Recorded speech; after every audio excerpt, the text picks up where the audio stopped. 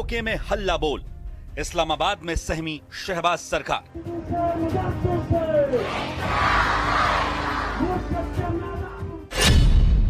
रावलकोट से उठा जनसैलाब, मुजफ्फराबाद तक लॉन्ग मार्च।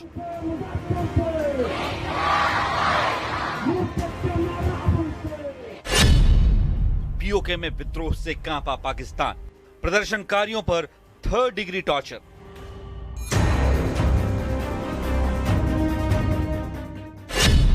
बीएलए की बगावत, 85% बलूचिस्तान पर कब्जा।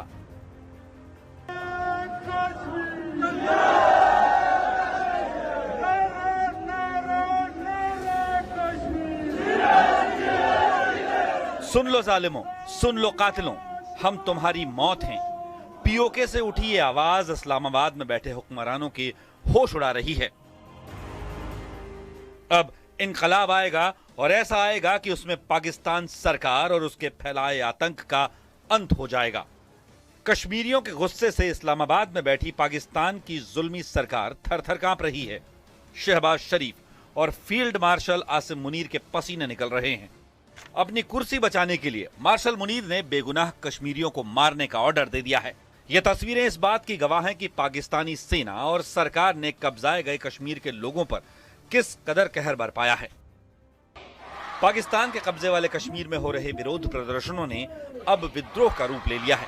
पीओके में कश्मीर के लोगों ने पाकिस्तान की सरकार के खिलाफ ऐलान जंग कर दिया है।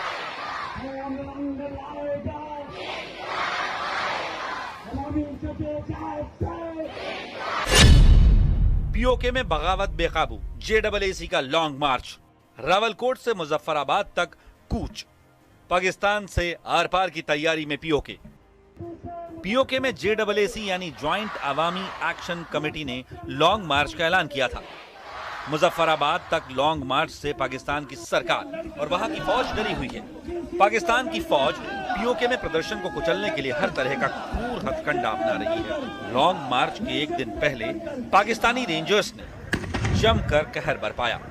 पीओके में कई जगहों पर अंधाधुंध फायरिंग की गई और 8 से 9 प्रदर्शनकारियों को गोलियों से भून डाला गया।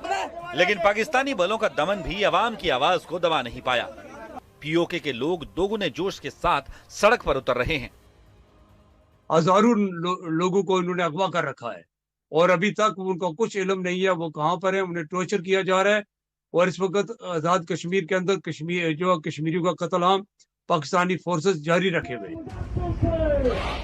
पीओके में जेडबलएसी यानी ज्वाइंट अवामी एक्शन कमेटी का प्रदर्शन हो रहा है।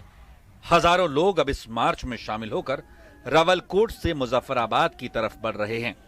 इनको काबू में रखने के लिए सेना ने पीओके के अंदर 16,000 से ज्यादा सुरक्षाकर्मी तैनात किए हैं। लेकिन पाकिस्तान की फौज हथियार के बल पर कश्मीर के लोगों को झुका नहीं पाई तो साजिश पर उतर आई है। सादी वर्दी में पाकिस्तानी रेंजर्स को प्रदर्शन में भेजा गया। इन्हें टास्क दिया गया प्रदर्शनकारियों की जेब में भारतीय करेंसी रखने का, ताकि झूठा आरोप लगाकर जायज मांगों को लेकर हो रहे प्रदर्शन को बदनाम किया जा सके। यह आरोप लगाया जा सके कि इन प्रदर्शनों के पीछे भारत का हाथ है।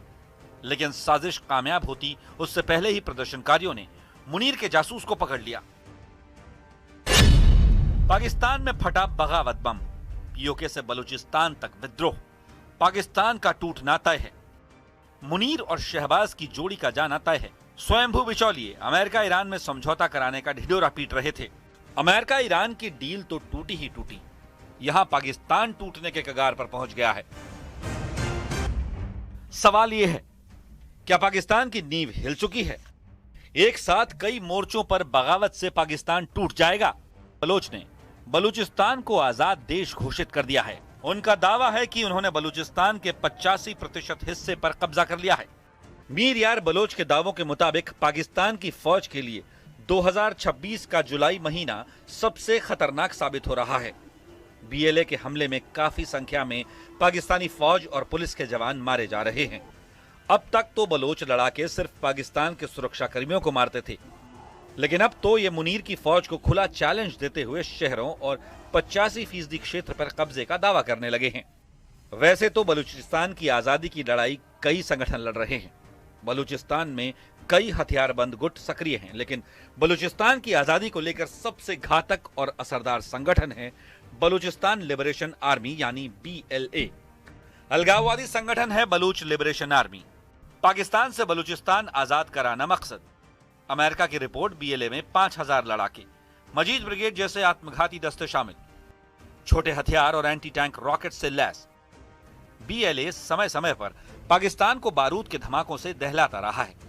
मतलब रावलकोट से लेकर क्वेटा तक विद्रोह की चिंगारी जल रही है और पाकिस्तान टूटने की कगार पर पहुंच चुका है, क्योंकि इस देश की बुनियाद ही आतंक और आतंकवादी सोच पर टिकी है। आतंक के पनागाह पाकिस्तान में कई जगहों पर साजिशों का बवंडर चल रहा है। अब पाकिस्तान का आतंकी गुट लश्कर-ए-तैयबा और उसके आतंकियों का एक नया वीडियो सामने आया है। इस वीडियो में वो मंगला डैम के पास एक ट्रेनिंग सेंटर में हैं। पानी में कैसे ऑपरेट किया जाए इसकी उन्हें ट्रेनिंग दी जा रही है। इस वीडियो में आतंकवादी हारिस डार, जिसे अमेरिका ने भी आतंकवादी घोषित किया हुआ है, वो उन्हें बता रहा है कि उनका अगला टारगेट मंगला डैम है। POK में बना मंगला डैम सिंधु जल समझौते से भी जुड़ा है, क्योंकि इस नदी में झेलम नदी का पानी जाता है। ऐसे ही आतंकी संगठनों की वजह से पाकिस्तान की ये दुर्गति है। आतंकिस्तान अब भी नहीं संभला तो टुकड़े टुकड़े होना तय है।